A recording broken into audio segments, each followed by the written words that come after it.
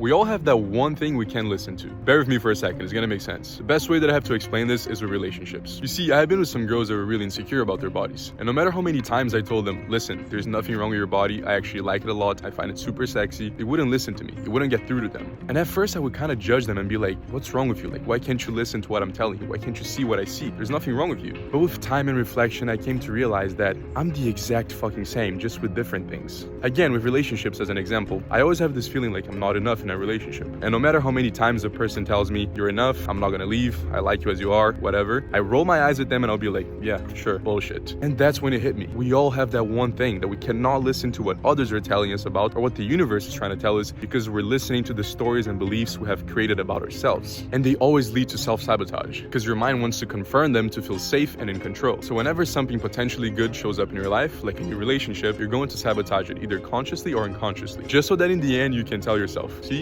I knew it wasn't gonna work. I have to become better so that she likes me and doesn't leave me for that. You see, your mind doesn't want to be happy. Your mind wants to be safe. And being safe means staying in what it's known and what you have accepted to be true about yourself and about reality. But many times, this thing that you have accepted is not true anymore or doesn't serve you anymore. Maybe it did in the past when you were dealing with certain situations. In my case, yes, many times I wasn't enough in the past and I needed to improve myself. But that doesn't mean that it's gonna be true forever. But that truth or that thing holds such a grip on us that we don't even realize it. And for you to change it, you need to understand what caused it to be there in the first place. And that's usually related to childhood traumas, things that happened in our developing years that affected us negatively and that shaped how we view ourselves, others, and the world. Now, dealing with those things is not an easy process, and it surely doesn't happen overnight. But the first step to healing them is identifying them. And for that, I encourage you to start observing your behaviors, things that you always do that seem automatic or that you always default back into. And then start asking yourself, why am I doing this? No, like, why am I actually doing this? What's the reason behind it? Why do I always go back to this behavior? And I'll tell you something, the answer that's gonna come up is gonna be very uncomfortable and you might not want to accept it. But nonetheless, sit with it for a while, contemplate it, see how it makes you feel, and then question yourself one more time. Is that really true? Does that really represent who I am or who I want to be?